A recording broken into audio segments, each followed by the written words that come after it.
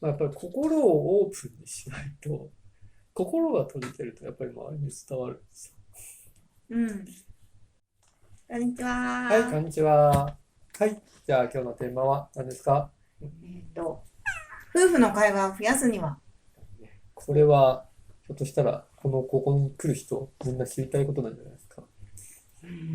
これね、でも私、実感としてあるのは、うん、いろんな夫婦を見てて、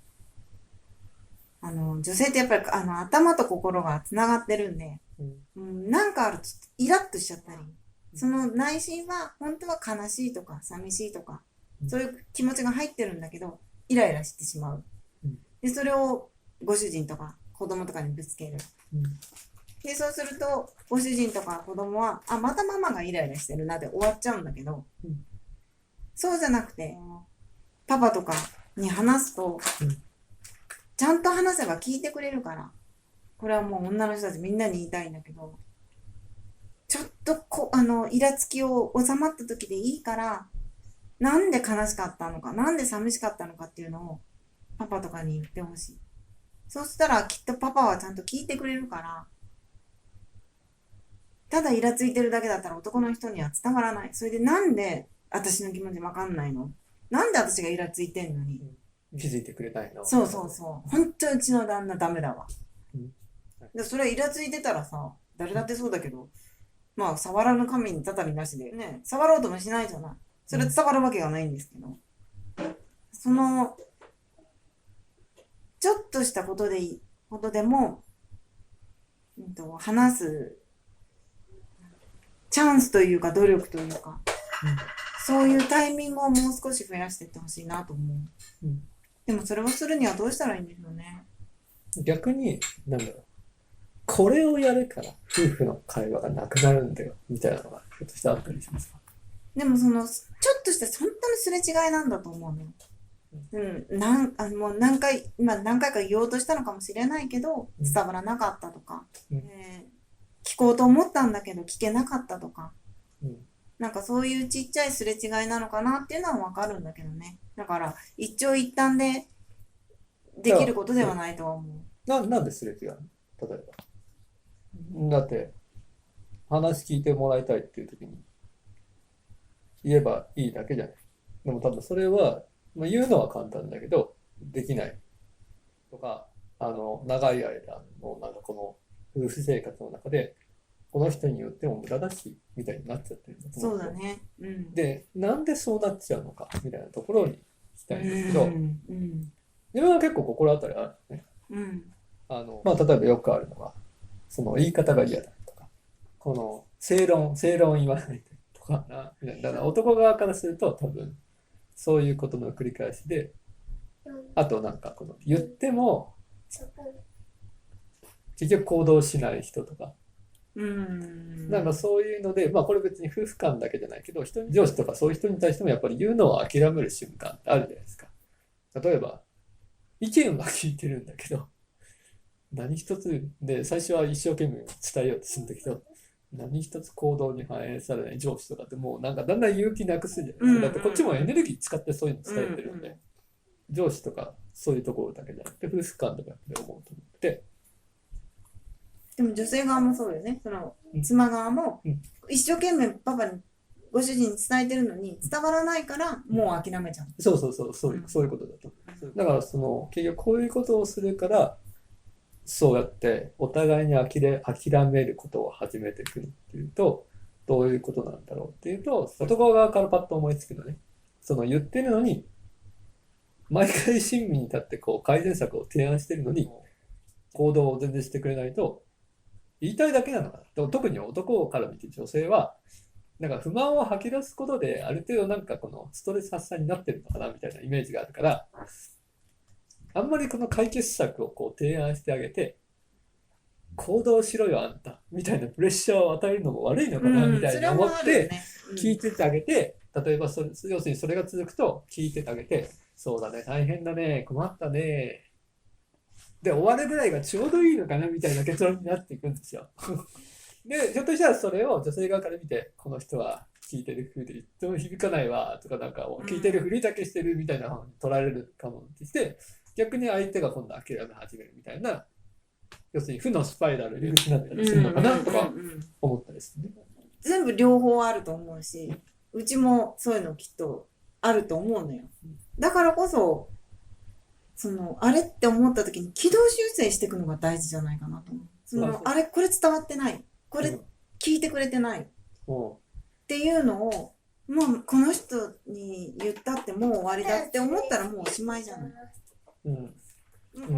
だから、その軌道修正を夫婦で細かくやっていくっていうのは大事じゃないかなと。だから軌道修正が必要なのはもちろんそうなんだけど、でもやっぱり、その軌道がちょっとずつずれ始めてるのに、世の中は無頓着だったりするし、忙しいからね。そういう時にどうやって直していいか、立て直していいかが分からないから、まあ世の中すれ違いが増えていくのかなって思う。意見を言って反応してくれないとかあったけど、やっぱり男側としてはやっぱり結構解決策提示しがちだと思うんですよね、男も。でもやっぱり解決策を押し付けちゃうと、多分女性からは辛くなってくるんだろうなと思うから、だからまあ自分はやっぱり押し付けはしないけれども、提示はしてあげるみたいな。まあこれすっごい難しいんだけど、みたいなところが一番かなと思うけど。そうですね。女性側から見て、諦めがちなとこってなんかあるんですか？女の人ってさ、男性よりも気遣いというか感じやすいじゃない。だから、自分もそうなんだけど、思い込みが多い。自分の正義とか、自分のマイルールで、きっとこの人はこうなんだっていうふうに思い込んでることってすっごく多いと思うね。で、そこがね、ものすごくいろんなことの歪みを生むなっていうのは自分で感じる。で、女の人は人を見たり、周りを見る能力が高いから、こういう態度をとってるときは、私にもう関心がないんだわって思い込む。こういう態度ってどういうけど、ただ、無言でなんか食べてるだけとか。ね、だけどそれ普通じゃない？だって俺食べてる時は喋るなって教わってそうなんだけど、思い込みっていうのはすごく怖いなとは思う。自分の正義とか自分のルールで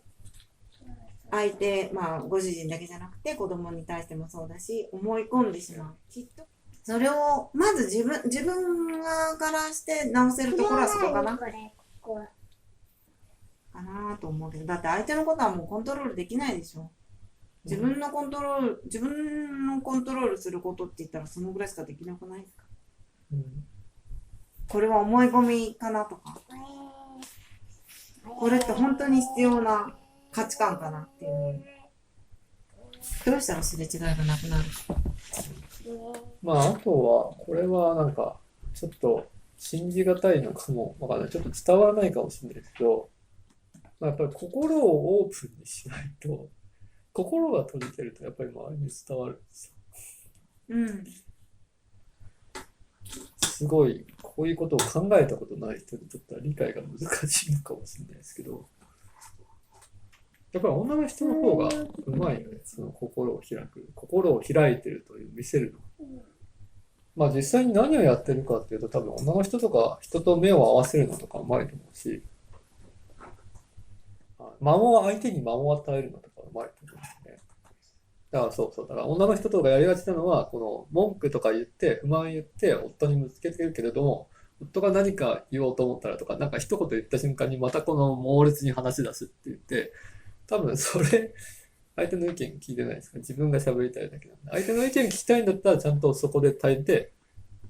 相手に間を与えるとか、心が開くって、まあ本当にそれだけじゃないけど、やっぱり相手の心を本当に聞こうとしてるのか、言われた瞬間に反論しようとしてるのかって、やっぱり相手に伝わるので。言い方もあるしね。どうしてあなたはみたいな言い方されたら誰だってさ、反論したくなるじゃない。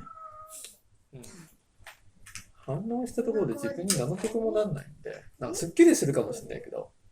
反論してる時点でもうせっかく新しい意見を自分で拒絶しちゃってるようなもんだから、